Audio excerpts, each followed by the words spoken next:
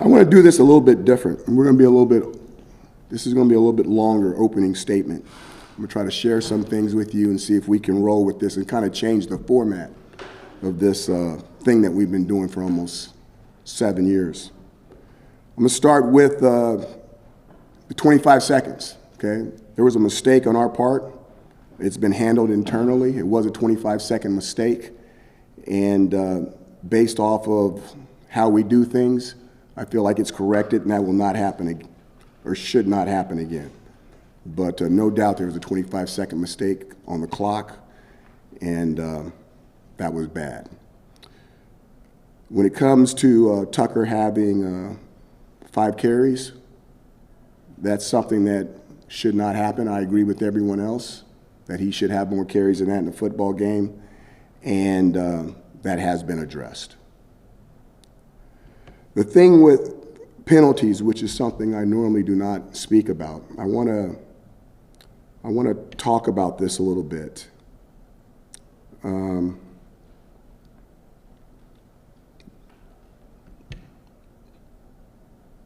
situation with their quarterback on the sidelines with Eli, where their quarterback was scrambling towards our bench and then running up the sidelines. When we make mistakes on our football team, and when we make mistakes that have happened in the past, we try to correct them so they do not happen in the future. Everybody's entitled to a mistake. We're trying to make it so we don't make constant mistakes. What that young man did was he hit the sideline and he was running up the sideline, acquiring yardage. And we have had that happen to us before last year with Jordan Travis when we played the Florida State game. And we went towards that young man at Florida State, and we did not try to tackle him. He cut back in and grabbed another 25, 30 yards, and they kicked a field goal, and we lost a game down there that we felt that we were in control and we had a great chance of winning. So that's how things go. Since that has happened, we use a new technique, what we call escorting the quarterbacks out of bounds. And what Eli was doing was escorting that young man out of bounds. If you go back and you watch the tape, he did not lower his head. If you go back and watch the tape, he did not bend his knees in what we call a loaded position to deliver a blow. If you go back and watch the tape, he did not push that young man out of bounds, okay? So what he was doing was escorting that young man out of bounds. Now, if you also watch the tape, he also got pushed from behind, which made him, because he was not in a striking position, get out of balance, and there was a flag thrown on us. I'm not sitting here saying that flag was wrong. The quarterback got hit, they threw the flag, that happens, but we were not going to allow him cut back inside of us and run and do the same thing that happened to us last year. Now, I understand that flag being thrown there. What I don't understand is the situation that happened later where our quarterback got into the similar situation where nobody pushed their defender in the back and their defender pushed our quarterback in the back, and we did not get a call. Now, I'm not going to say this is not me crying about calls. I turned them in. I have not gotten a response back from the league. I would like to just know what we can do to be able to do those things better so we don't make those mistakes in the future. Those were the things that those are the things that we saw on tape. I can't talk about injuries right now. A lot of them I don't know. Anytime you play teams like that Clemson team, that there's a lot of banging. It was an extremely physical game. And I'll know more later on about who's going to be available and who's not going to be available. But you guys know how I am. Even if I know, I'm probably not going to talk about it anyway. So, but it was a physical game. We do have a lot of people in the training room. You know, Notre Dame, we had an opportunity to play Notre Dame. It's one of those schools that you always hope, if you're a competitor, that you get an opportunity to play. Once again, they're having a good season. I've been around a while, and I've played them a bunch of times when I was when I was the assistant coach at Purdue, assistant coach at UCLA, assistant coach at Texas A&M, offense coordinator at Texas A&M. I've played these guys a lot, along with all the games that we've had here at Syracuse. And I've only had the opportunity of winning one time. It's very, very difficult to beat these guys. They're extremely well coached. They have fantastic talent, and you normally catch them in a venue. Beating them at their place is really, really hard. I take my hats off to the teams that have done it this year. But for us to have an opportunity here in Syracuse to have Notre Dame come to the JMA Dome, I expect it to be, and I hope it to be, a coming out party for our fans in front of the national media. I mean, this needs to be an animal party. Okay, there goes your movie reference, an animal party out there. And hopefully the fans will come out and show them exactly what our 12th man can do. The only opportunity I had of winning a game against these guys was at Texas A&M when they came to Texas A&M, and our 12th man down there showed off like they always do down there. And we need our 12th man up here to show off. We're going to need them. There's no doubt that Clemson fans help them, and we need our fans to help us. Notre Dame, fabulous team, outstanding offensive personnel. Their tight end's an NFL tight end. Their defense is just as good as Clemson's. Okay, and that's not to talk bad about the offense. They have 3 tailbacks. They rotate 3 tailbacks. They've got a big bruiser. They got a shifty, and they got a speed guy, and they are all good. And they are difficult to bring down behind that offensive line, which is always good. Notre Dame always has a big-time offensive line. And when they get the tight ends next to them, they have a tendency to be able to run the ball on anybody they want to, okay? They have their second quarterback is in. He's more shifty. He's more mobile. He's more like a shiftier guy than a guy that sits in the pocket. And they have receivers that are speedy and big. So this is a loaded 5-star team, similar to the team that we just played, and it's going to be an exciting game. We're looking forward to it, and we're trying to get healthy enough for it to show our best, put our best foot forward.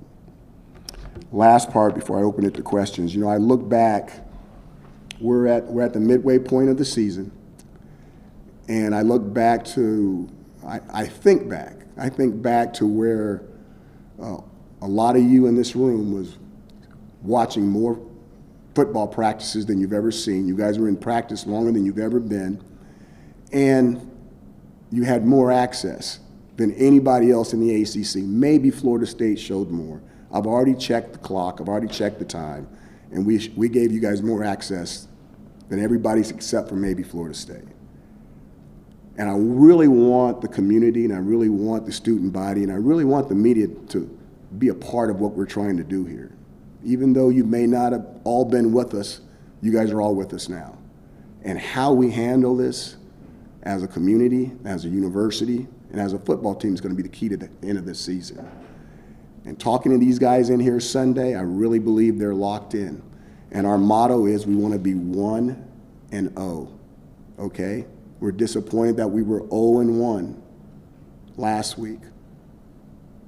But our mind and our focus is on Notre Dame. We wish we could have got it done. We were so close. We get it, okay?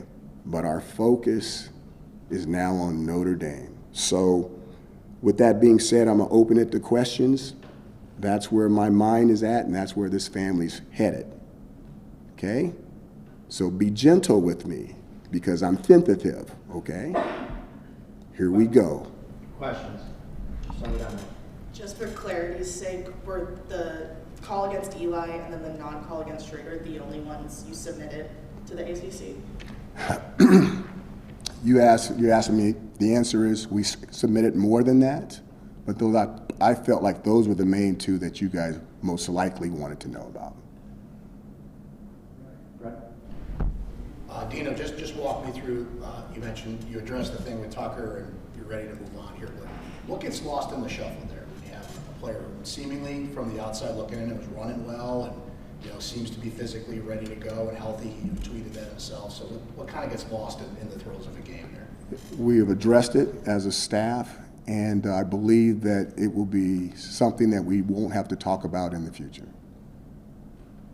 It looked like Clemson had to rush 6 people at times just to get pressure. I mean, can you talk about how well the O-line held up for most of that game? You know, the O-line held up extremely well for the most part of the game. They did. There was but when you get back to the second half, there were some shots. The quarterback took some shots, and there were holding calls, and I think some of them were extremely good holding calls. The first half, I will say that we did a lot better in the first half than we did the second half.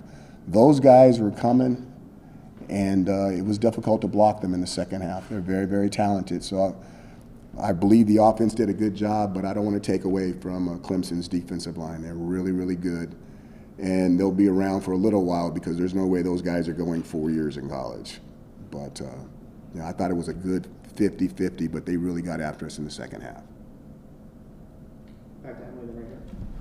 Looking at what went wrong against Clemson and ahead to Notre Dame, what quantifiables or numbers are you looking for out of this team, specifically the offense, to show that there's improvement and that they have really worked hard this week? I mean, obviously a win would be the big quantifiable, but anything specific?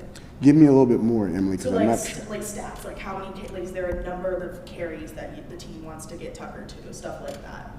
It's not so much numbers. We've got the guys that we feel that gives us the best opportunity to win the game, and we need to make sure that those guys touch the ball in profitable situations. You don't want to just hand them the ball and 11 guys hit them and then nothing happens. That's not what we're looking for. We're trying to create space and give ourselves opportunity. He's one of our best players. He gives us our best chance to win if we can find ways to get him the ball in space. Coach, close games have been kind of the topic of the conversation throughout the last couple of years. Last year, you guys struggled with it. I know you said throughout your career you haven't struggled with it. But what's the common denominator between close games that you come out on top in and close games that you don't come out on top in? I'm not quite sure. You asked me that. Ask that question a different way. That's interesting. So if you have 3 close games, right, for example, that you win in, what did you do consistently across those 3 games to make you win usually? I don't know how to answer that. I think it varies. So, to us, it's not one play. Like you can say, hey, okay, those 25 seconds, we could add 25 seconds more. We had the ball down on the 30-yard line. We got the ball with over a minute left. When we do the drill that we've been doing since August, we start with 50 seconds. So anything above 50 seconds is not something that we haven't practiced. But yet those extra 25 seconds could have been something that we could have used. That's one play. You take the 3rd and 24. It's 3rd and 24. We're rushing 3 guys. We're dropping 8. There's nobody open. The quarterback runs.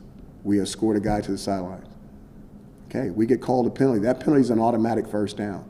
Any other penalty would have still been 3rd down, but that particular penalty is an automatic first down. If I'm not mistaken, that was the first touchdown of their second half ended on that.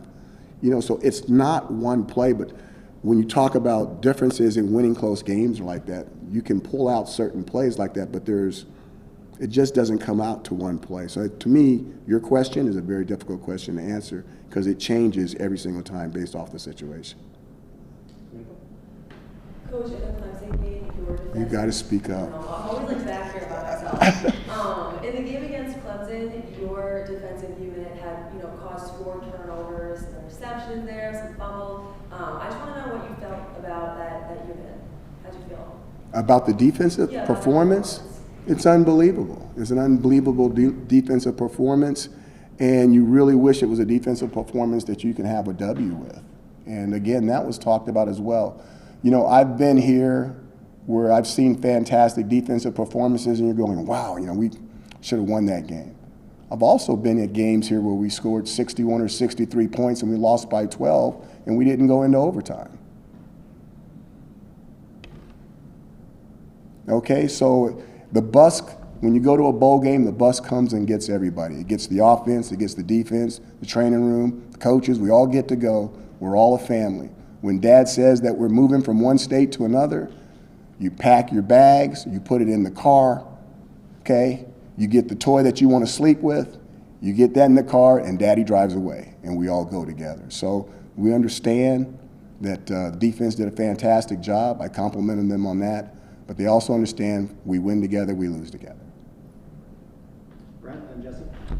Just to follow up on what Emily said about some quantifiables in the offense, and perhaps you've addressed this too, just want to get your thoughts on it. how important is it to find a second receiver in the offense? Because, I mean, it's kind of a conundrum, right? Aranda gets open a lot, but when he doesn't, it seems like there's a struggle to get a second receiver in the football, or a third. I can't wait for someone to develop as the second receiver, as everyone else. Again, I think back to Coach and I, and he has wonderful terms. I love listening to him speak to the offense. But it's something that is not given. It's something that's earned. And I can't wait for somebody to earn that situation. Coach, just to sum up, the game, a heck of a performance that ultimately fell short. I know you said after the game, there are no moral victories, but how do you build off of the effort that your guys showed at the national stage on Saturday to make sure this, doesn't snowball into, back-to-back losses? I'm so proud of those guys. And first of all, I am a big, you guys, I talk about elephants and hippos. You guys may not know that. Some of the older reporters may know that in here. But, that thing about the white elephant in the room, there's no white elephants in our family. Okay, when we come in here on Sunday, the doors are shut, our family's in here, and we get after it with topics and things that may bother someone or bother a group or bother a side of the ball. We get after it. We have our tape sessions, which we call, after a cowboy movie, okay, the good and the bad and the ugly. And we watch it all together. It's the only true times where the offense and the defense and the special teams really gets to see what's outside of the TV copy, what's going on the other side of the ball, how coaches are coaching it, and how we're asking the entire family to either support or to see if we can get someone to change the way their performance in this situation so that we can be better as a family. So we really do look at things like that so that the camaraderie, okay, can be positive and the guys can move in the right direction. I think this team is focused, and I'm saying this, you guys. They're really focused on Notre Dame, so be careful when you ask them questions on Tuesday. I'm telling you, I'm not going to be responsible for what they say. Okay, I'm just telling you, these guys are different. They're different. The culture, I don't want to say too much because you don't know what happens down the road, but the culture of this team after 7 games is different than the culture that's been on any other team. And they're showing it in their record, and they're showing it on how they play, and they're showing it on how they go about their work. Now, I don't know what's going to happen the last 5 games. That defensive lineman we're talking about, I mean, he's a young freshman, and it was the most plays he's ever played was Clemson. And the reason being that is guys get banged up and you got to put other guys in there. We're not making excuses. These are the guys we got and we're going to play with them. But for the next 6 to 7 games, okay, we're going to travel down this road. It's going to be physical. It's going to be physical. It's going to be physical, and more people are going to get their opportunity. And everybody that gets their opportunity is part of the family. I think these guys are ready to go, and they're not going to make excuses, nor will the coaches. The chips fall where they may, and we understand how the results are measured. But as far as the guys in this room, I don't think they're going to come apart. Speaking of that culture, was there someone that you felt like stepped up and kind of helped keep everyone from getting too low, or kind of get back into things on Sunday after the game? I'm not going to put that on one guy. I think the captains do a fabulous job. I will say that it was an eye-opener for me when I saw the Michael letter written before the game. I thought that was, wow, high quality, what a short story, and how honest and how true. And it made me feel good, not only about the people that printed it, but the guy that wrote it, and he really gave you a clear picture of what goes on behind the curtain. Wizard of Oz, Emily. Okay. What is going on behind the curtain without necessarily giving you away all the family secrets. And I think that him and the guys that feel like that letter have a lot to do with it. Coach, this is just something I'm curious about. Why do you like to use "there are no moral victories" as part of your messaging as a coach?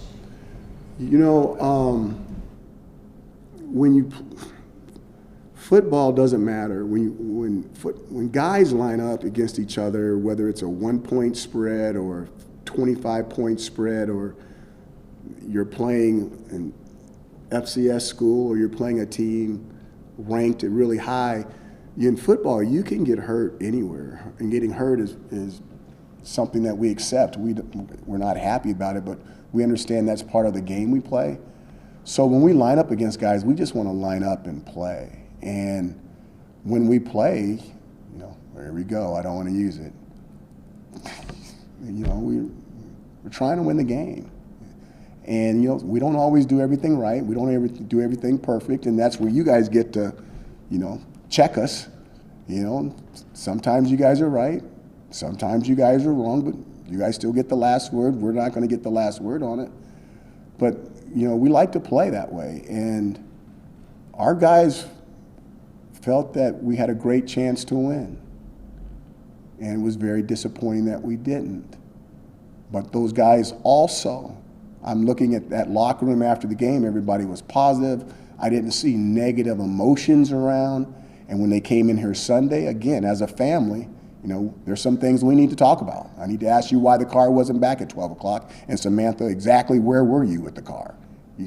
And you need to answer those questions not just in front of me and Mom, but everybody else, because we want the brothers and sisters to understand that either is acceptable or not acceptable based off of what your answer is. Okay, you're helping a friend because they were under the influence and you were driving them home is an acceptable answer. Some other answers may not be acceptable.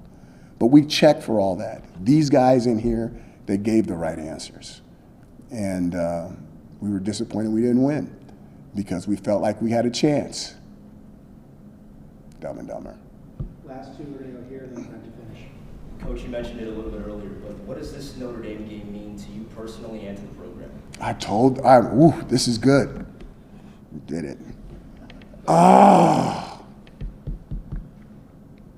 Notre Dame has their own television station. And they get like the best people from Newhouse to be their announcers on it and stuff, And we're all proud of that guy. And we're proud of our Newhouse graduates. But, they get all the good stuff. And we love them. I love Notre Dame. Their brand is unique. Their brand is their brand. They fly alone. They have no wingman. It's just Notre Dame. And anytime you get an opportunity to play a brand like that, it's not only is it something that you aspire to do as an athlete, but you kind of take a lot of pride in it if you can find a way to come up with a win against any of their teams, whether they're against any of their teams. If you get a win over Notre Dame, it's a big thing. And they know that everybody gives them their best shot, and they're always ready for everyone, and they'll be ready for us as well. It's a fabulous team. Coach Freeman is a new coach. He's doing a fantastic job. I've watched some of his interviews. Wow. Okay, energetic new guy out there. First year out, they've had some bumps in the roads, but that's what happens with a first-year head coach. And I'm sure that there's not going to be anything but bigger and brighter futures down the road. They've got a chance for a winning season in a bowl game this year, and I'm sure that they're looking at us the same way we're looking at them. Okay. Last question. Coach, you mentioned what it was like in this room yesterday.